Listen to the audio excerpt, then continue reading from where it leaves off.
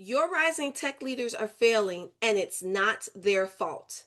They are brilliant at solving technical problems, but people, that's a different language entirely.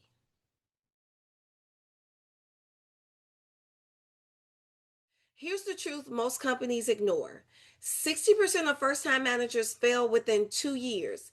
Not because they lack technical skills, it's because nobody taught them how to lead people.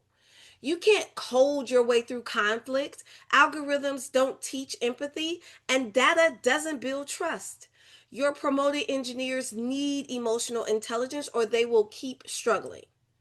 High IQ leaders listen actively, motivate without micromanaging, make better decisions under pressure, and they turn remote teams into engaged, high performing units. The gap isn't technical, it's human. Close it now or watch your best talent burn out before they break through.